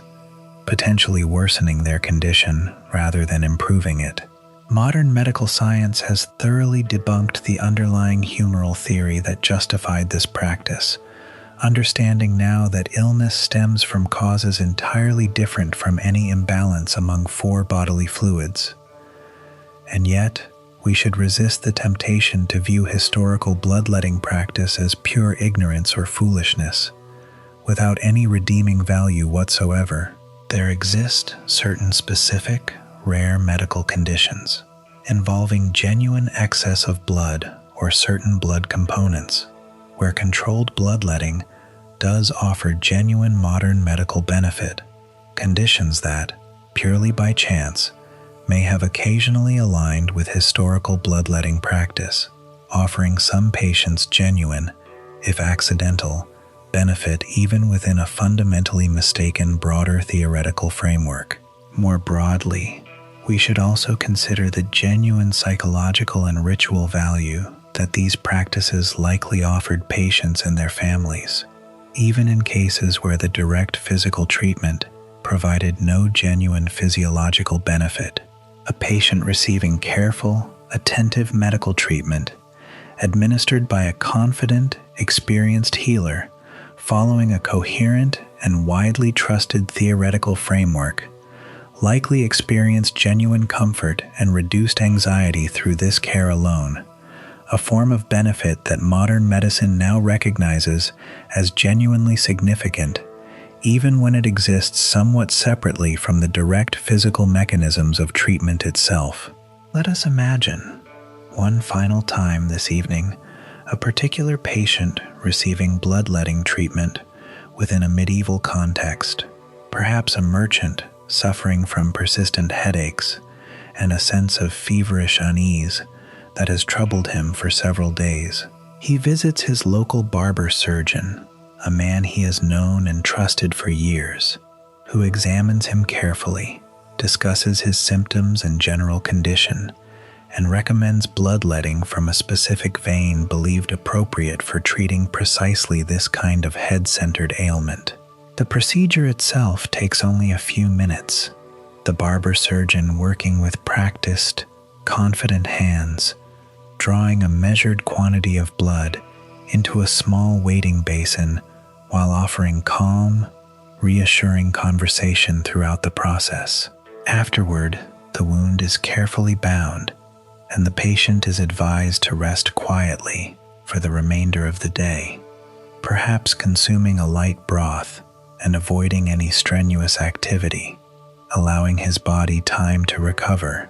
and, according to the prevailing medical theory, restore its proper humoral balance. Whether or not this particular treatment offered any genuine physiological benefit for his headache, the merchant likely left this appointment feeling genuinely reassured, having received careful, attentive treatment from a trusted healer following an established, coherent medical tradition, treatment that provided real psychological comfort, even if its direct physical mechanism, understood through our modern medical knowledge, offered little genuine benefit for his actual underlying condition. This complex, ambivalent legacy characterizes much of pre-modern medicine more broadly, a tradition that combined genuine practical skill and accumulated wisdom, as we have seen throughout tonight's journey through Roman herbal gardens, medieval monastery infirmaries, and Norse longhouses, alongside theoretical frameworks and specific practices that modern medical science has since shown to be fundamentally mistaken, even actively harmful in certain cases. Understanding this complexity, rather than simply dismissing historical medicine as pure superstition or celebrating it as uniformly wise and effective, offers us, I think, a more honest and ultimately more interesting picture of how our ancestors actually understood and approached the challenge of illness and healing. As we prepare to leave this chapter behind and travel across the ocean toward Colonial America, let us carry forward this same spirit of honest, careful consideration, neither dismissing nor romanticizing the medical traditions we encounter, but simply observing them with genuine curiosity and respect for the very real human effort involved in trying to understand and heal the human body, using whatever knowledge and tools happen to be available within each particular time and place. Rest for a moment, if you wish, in the quiet stillness of that imagined medieval barber's shop, its work now finished for the evening, its instruments carefully cleaned and set aside until tomorrow, and let yourself drift onward, slowly, into the next chapter of this long and peaceful history. Chapter 7. The Midwife's Quiet Authority. Let us cross the ocean now, leaving behind the ancient world of Rome, the quiet monasteries of medieval Europe, and the cold longhouses of the Norse world, and travel instead toward a newer chapter of history, one unfolding in the villages and farmhouses of colonial America. Here, in settlements still young and often isolated, medicine took shape once again according to its own particular circumstances, blending traditions carried across the Atlantic from Europe with new knowledge borrowed, often gratefully, from the native peoples who had lived upon this land for countless generations before European arrival. Let us imagine, this evening, a modest farmhouse somewhere in colonial New England, its small windows glowing faintly with candlelight against the deep darkness of a winter night. Inside, a woman lies in labor, the pains coming steadily now, closer together with each passing hour, while her husband waits anxiously in the next room, a fire crackling low in the hearth, doing what little he can to keep himself occupied through the long, uncertain hours ahead. Beside the laboring woman sits another figure entirely, calm and steady amid the tension of the room, a midwife who has attended dozens, perhaps hundreds of births throughout her years of service to this small community. Midwives occupied an essential, deeply respected position within colonial American society, a position we should understand clearly, since it reflects something important about how medical care actually functioned throughout most of the colonial period. Trained physicians, particularly those with any kind of formal medical education, remained genuinely scarce throughout the colonies, especially in rural areas far removed from the handful of larger towns and cities where such professionals might occasionally be found. For most ordinary colonial families, medical care depended almost entirely upon knowledge held within their own households and communities, passed down through generations, much as we saw earlier tonight in our exploration of medieval village healing. Midwives, in particular, filled an essential role within this system, since childbirth remained an area of medical care from which men, including the rare formally trained physicians who might otherwise attend to a family's illnesses, were largely excluded by social custom and expectation. A woman in labor turned instead to other women, experienced midwives who had themselves given birth, who had attended countless other births throughout their communities, and who carried within their accumulated experience a genuinely sophisticated practical understanding of the challenges and dangers involved in childbirth. Let us imagine, more closely, the particular midwife attending to our laboring mother this evening. She has likely practiced her craft for many years, perhaps having learned initially from her own mother or from an older midwife within her community who took her on as an informal apprentice during her younger years. Her knowledge encompasses not only the practical mechanics of assisting a difficult birth, but also a broad understanding of herbal remedies useful for easing pain, managing bleeding, and supporting recovery during the vulnerable weeks following delivery. She moves calmly about the room, checking periodically on the laboring woman's progress, offering quiet words of encouragement and reassurance, drawing upon her deep well of practical experience to judge how the labor is progressing and whether any particular intervention might be needed. Perhaps she prepares a warm compress, infused with herbs believed to ease pain and relax tense muscles.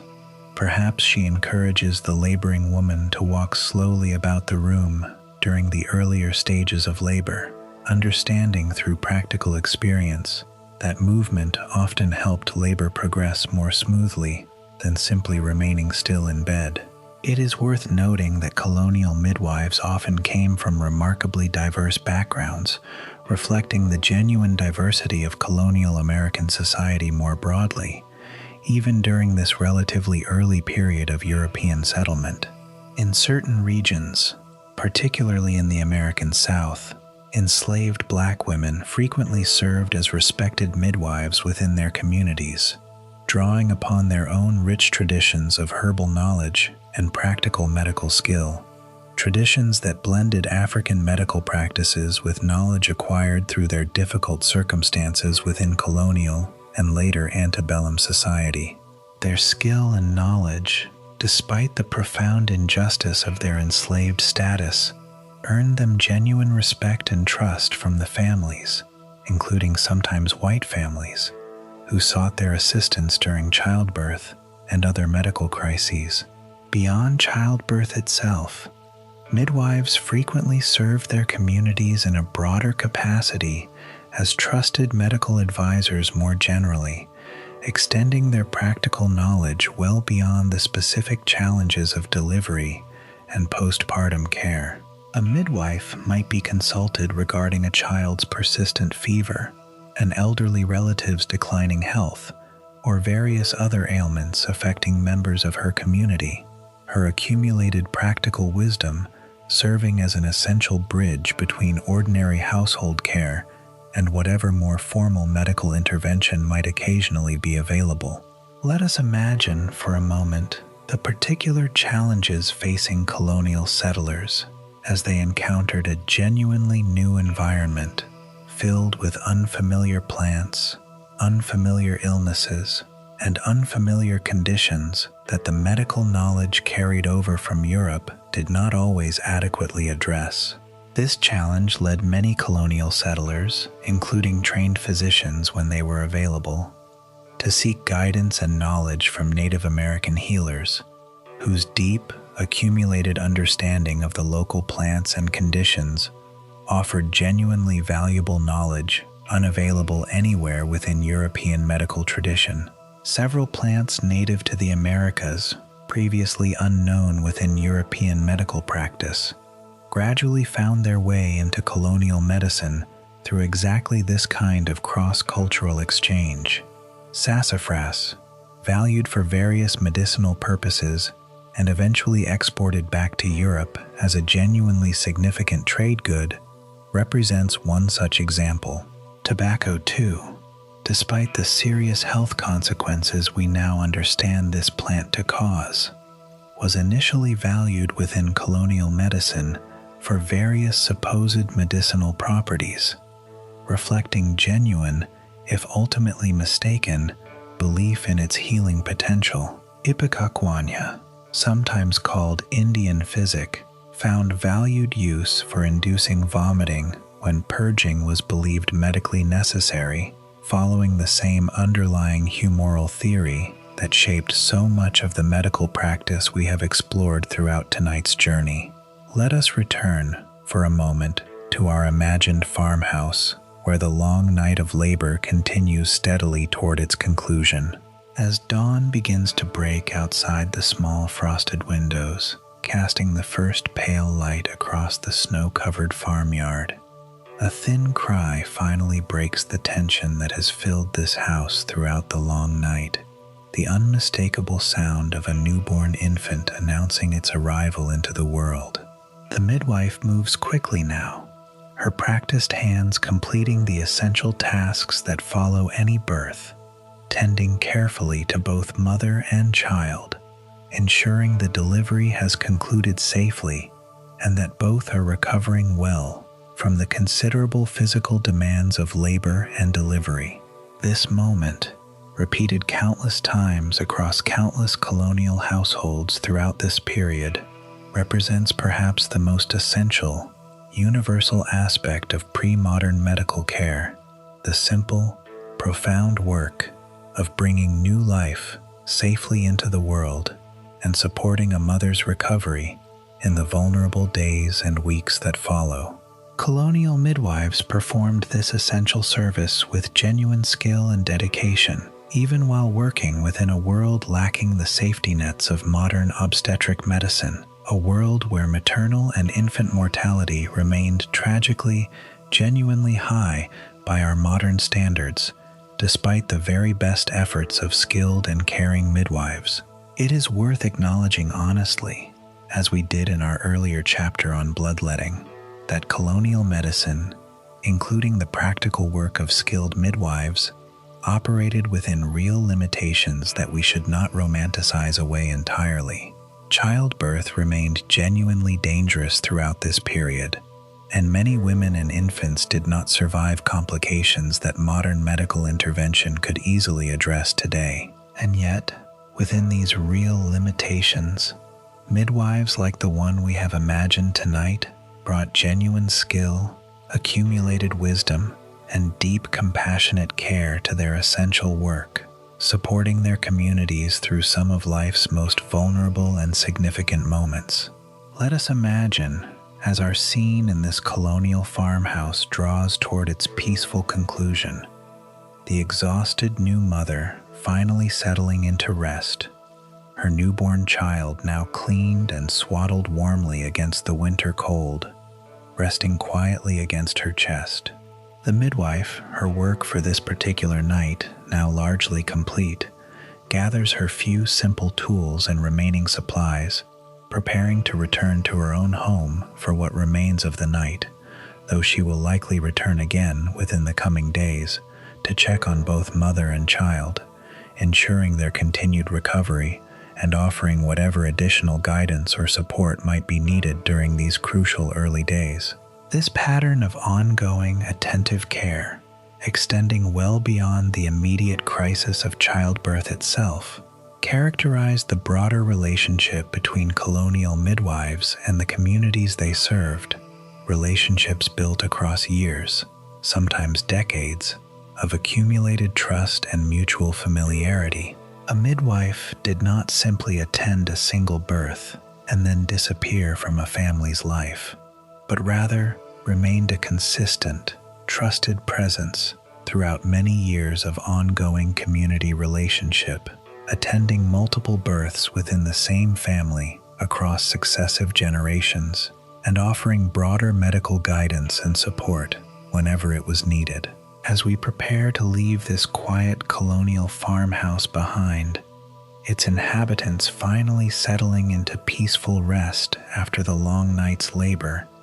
let us carry forward our growing appreciation for the essential, often underappreciated role that women like this midwife played throughout the history we have explored tonight, providing genuine skilled care using whatever knowledge and resources were available to them, sustaining their communities through life's most vulnerable and significant moments, long before the modern medical system we know today gradually took shape to eventually replace much of this older,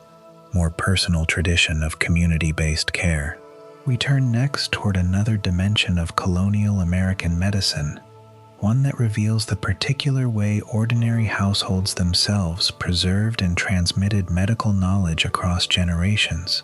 through carefully compiled handwritten collections of remedies that represent, in their own quiet way, a colonial echo of the monastery manuscripts we explored earlier tonight in medieval Europe. Rest for a moment, if you wish, in the peaceful quiet of that colonial farmhouse at dawn, a new life safely welcomed into the world after a long night's careful, patient work, and let yourself drift onward slowly into the next chapter of this long and peaceful history. Chapter 8, The Household Receipt Book. Let us stay a while longer within colonial America, moving now from the dramatic, urgent work of childbirth we witnessed in our previous chapter toward a quieter, slower kind of medical practice, one that unfolded not in moments of crisis, but in the patient, ongoing work of maintaining a household's health across many years. This was the world of the Household Receipt Book, a genuinely remarkable historical document that survives today in various forms within archives and family collections scattered throughout America, offering us an intimate window into how ordinary colonial families actually approached the challenge of everyday illness and injury. Let us imagine, this evening, a woman seated at a simple wooden table within her colonial farmhouse, a single candle providing what light she needs, as the rest of her household has already settled into sleep for the night. Before her lies a well-worn notebook, its pages filled with careful handwriting accumulated across many years, sometimes decades, of patient record-keeping. This is her receipt book, a term colonial Americans used broadly to describe recipes of all kinds, whether for cooking or for medicine, and within its pages she has carefully recorded the remedies she has learned throughout her life, gathered from her own mother, from neighbors and friends, from whatever printed medical guides happen to circulate through her community, and occasionally from her own careful experimentation and observation. This particular evening, she is adding a new entry to her collection, a remedy for treating a persistent cough that has been troubling one of her children throughout the recent cold weather. A remedy she learned just this week from a neighboring woman whose own similar treatment proved genuinely effective. She writes carefully, her handwriting neat despite the dim candlelight, recording the specific herbs required, their proper proportions, and the careful method of preparation, understanding that this simple written record might prove valuable not only to herself in future years, but perhaps to her own daughter someday, when she in turn takes on the responsibility of caring for her own family's health. These receipt books, we should understand, represented something genuinely significant within colonial American domestic life, since they preserved and transmitted an enormous body of practical medical knowledge that might otherwise have remained entirely oral, vulnerable to gradual loss and distortion across generations. Colonial women, we know, were the primary caregivers within most colonial households,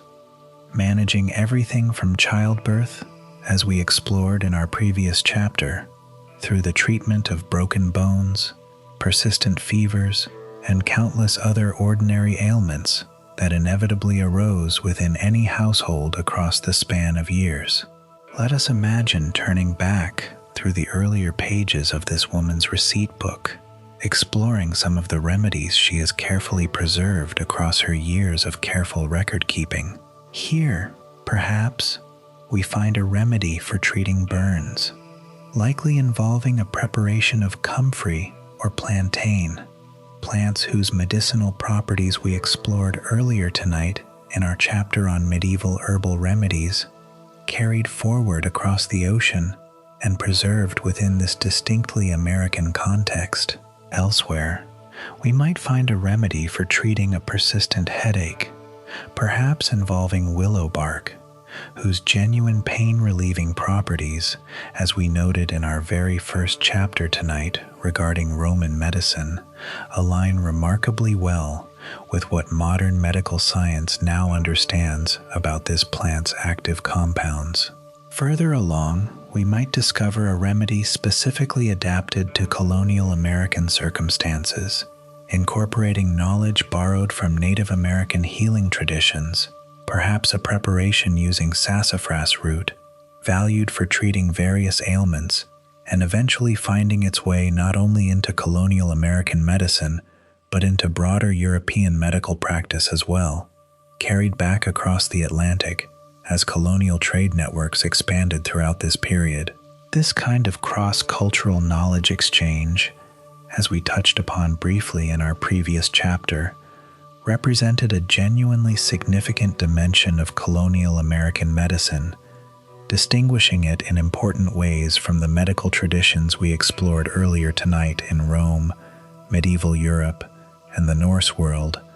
none of which experienced quite this same kind of direct, ongoing exchange with an entirely distinct medical tradition developed independently on a different continent. Let us pause here to consider more carefully the genuinely diverse origins of the practical medical knowledge preserved within colonial receipt books like the one we have been imagining tonight. Colonial settlers arrived in America carrying with them medical traditions inherited from their European homelands,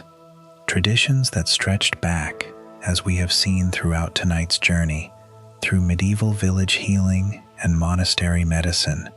ultimately connecting to the ancient Roman and Greek medical traditions we explored in our very first chapter. These inherited European traditions formed the foundational layer of colonial American medicine, providing the basic theoretical framework of humoral balance that continued to shape medical thinking throughout the colonial period, much as it had throughout medieval Europe. Yet colonial settlers quickly discovered that this inherited European medical tradition did not always adequately address the genuinely new circumstances they encountered within their unfamiliar American environment. New illnesses unfamiliar to European experience, sometimes emerged within colonial communities. Familiar European herbs did not always grow successfully within American soil and climate, requiring settlers to identify suitable local substitutes or entirely new remedies adapted to plants native to their new environment. This practical necessity drove many colonial settlers, including those who might otherwise have relied entirely upon inherited European tradition, toward genuine engagement with Native American healers and their sophisticated, deeply developed understanding of local plants and remedies, accumulated across countless generations of accumulated experience within this particular landscape. Let us imagine, for a moment, an early exchange of exactly this kind, perhaps occurring during the especially difficult early years of colonial settlement, when settlers faced genuine survival challenges within an unfamiliar environment, lacking the accumulated practical knowledge that would only develop gradually across subsequent generations of colonial experience. A settler, suffering from some unfamiliar illness or affliction that his inherited European medical knowledge proved unable to adequately address, might seek assistance from a Native American healer within a nearby community, receiving guidance regarding local plants and preparations that proved genuinely effective in treating his condition. This kind of exchange, repeated countless times across the early decades of colonial settlement, gradually built up a genuinely rich, hybrid tradition of colonial American medicine, blending inherited European theoretical frameworks and remedies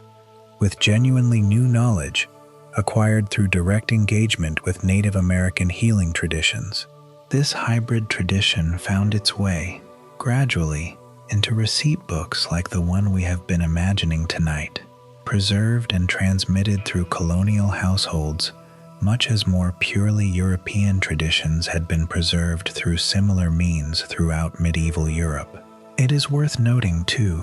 that colonial receipt books often extended well beyond simple herbal remedies, encompassing broader guidance regarding household health more generally. We might find within such a book guidance regarding proper diet, believed helpful for maintaining health and preventing illness, reflecting the same underlying humoral theory we explored earlier tonight, which held that certain foods carried warming or cooling properties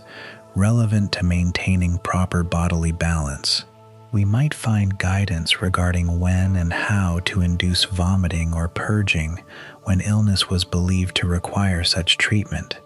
connecting directly to the broader tradition of humoral medicine we explored in our earlier chapter on bloodletting and related practices. Let us imagine, briefly, a particularly well-known historical example that illuminates this broader tradition of colonial household medical care, drawing upon surviving letters written by Martha Washington, wife of George Washington, whose personal correspondence offers us genuine historical insight into how even prominent, relatively wealthy colonial women approached the ongoing challenge of maintaining their family's health. Martha Washington's surviving letters reveal a woman deeply engaged with practical medical care, discussing various remedies and treatments,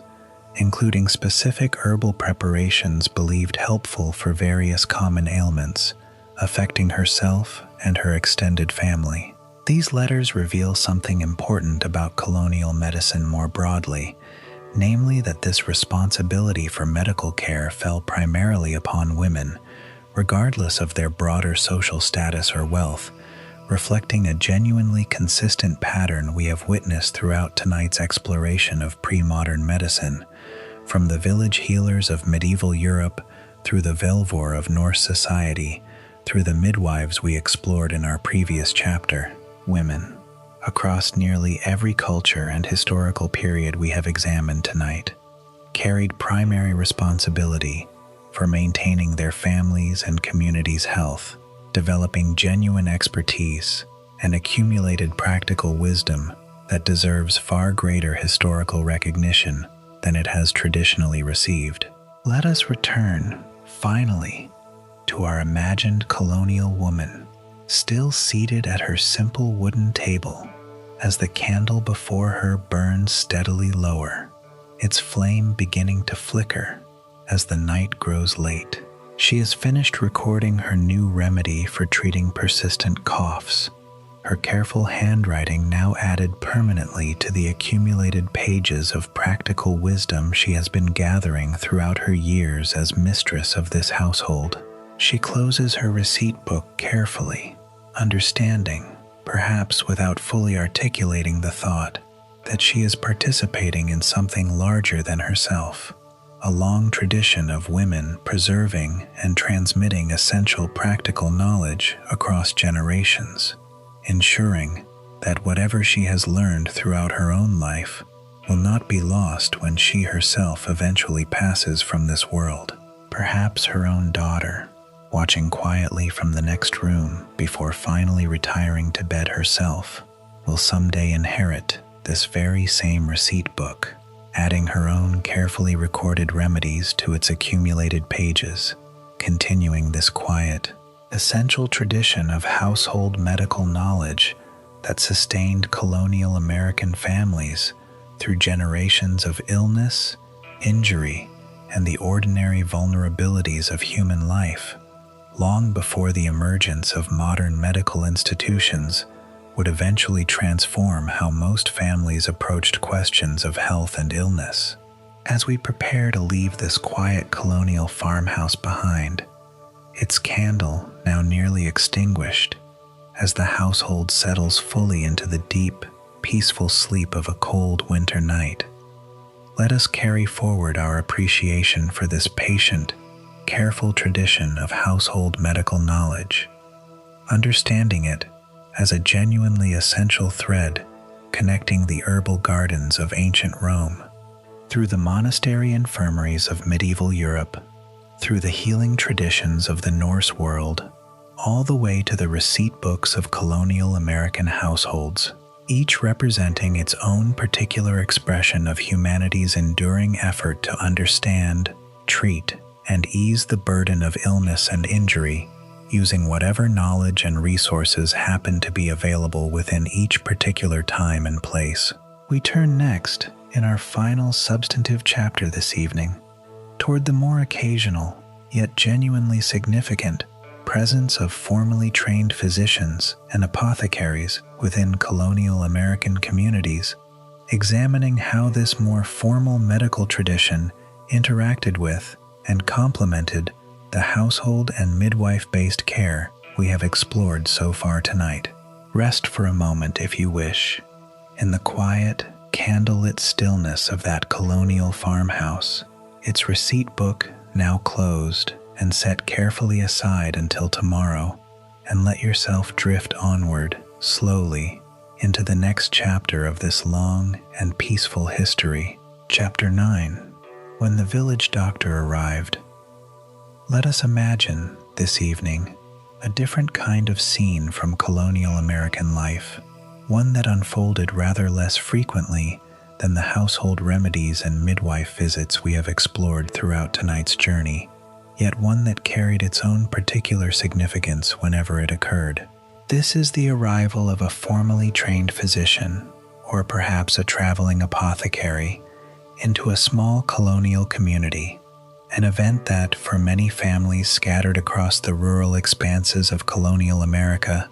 might happen only rarely across the span of many years. Formal medical training remained genuinely scarce throughout most of the colonial period, particularly outside the handful of larger towns and cities where such professionals might occasionally establish a more permanent practice. Most physicians who did practice throughout the colonies had received their training not through any formal university system,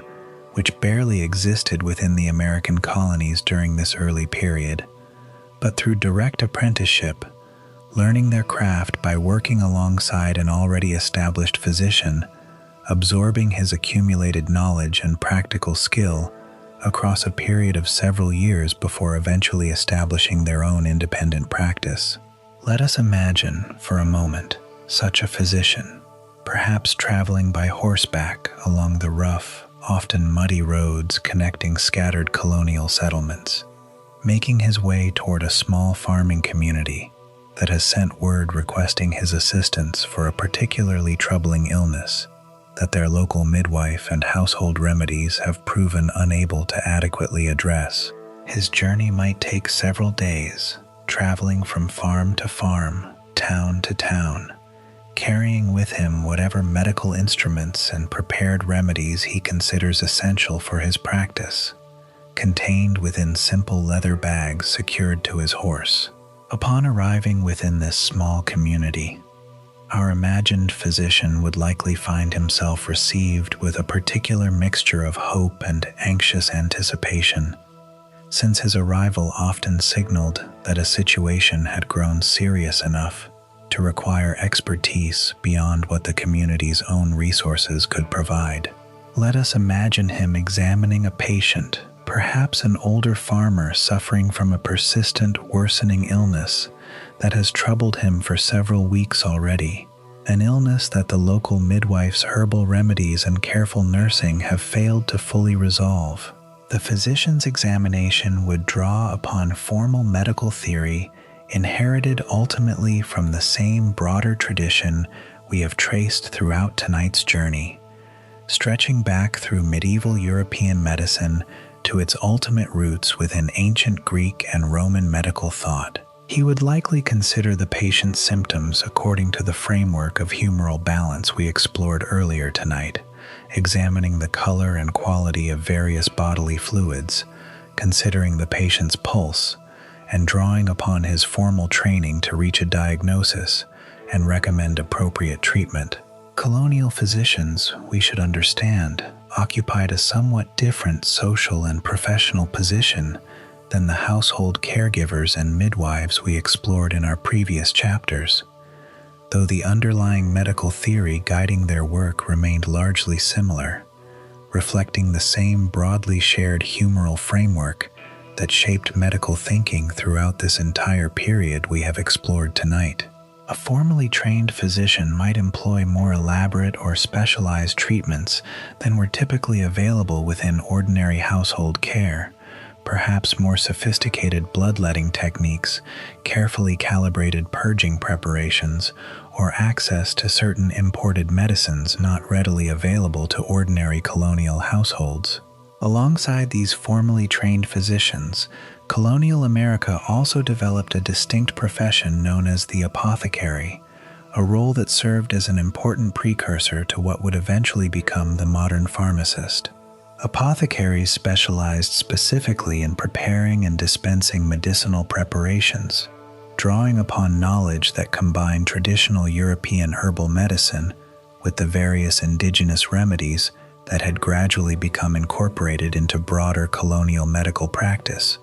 as we explored in our previous chapter regarding household receipt books. Let us imagine, for a moment, the particular shop maintained by such an apothecary within one of Colonial America's larger towns, its shelves lined with carefully labeled jars and containers, each holding a different prepared remedy, ranging from simple dried herbs through more elaborately prepared tinctures, powders, and compounds. The apothecary himself, having typically learned his craft through a lengthy apprenticeship under an already established practitioner,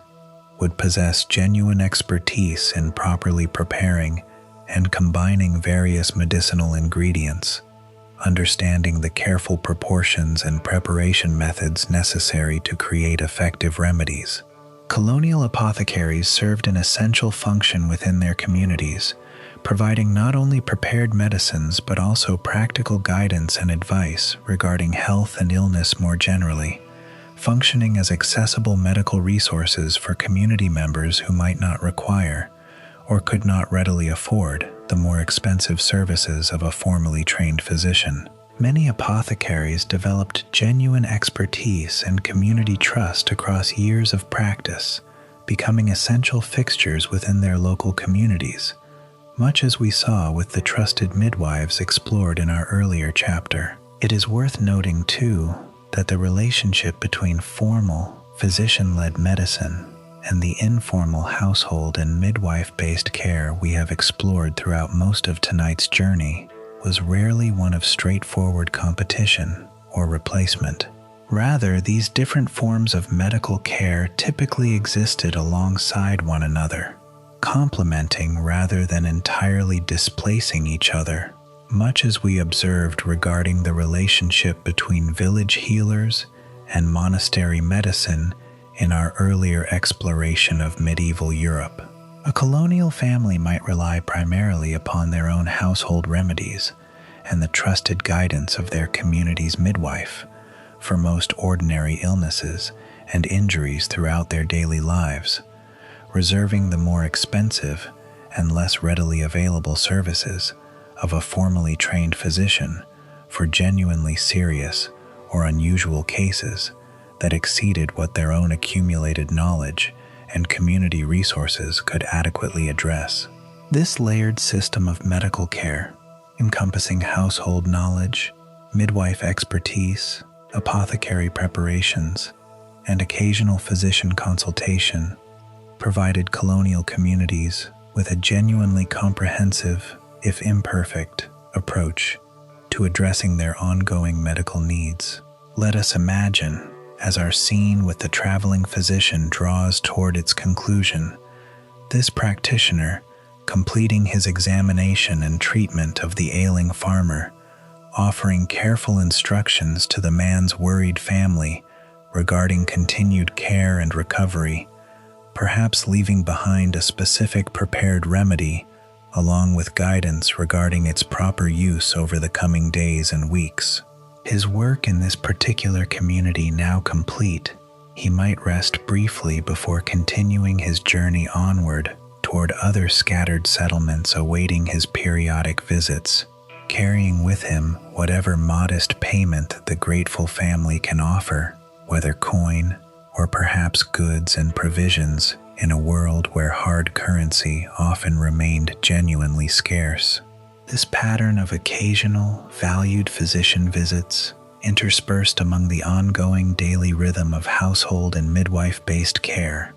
characterized medical practice throughout much of colonial America, gradually shifting only in the decades following the American Revolution, as formal medical schools began to establish themselves more broadly across the young nation, slowly transforming this older, more scattered system into something increasingly resembling the more centralized medical profession we recognize today. As we consider this final substantive chapter in our long journey through pre-modern medicine tonight,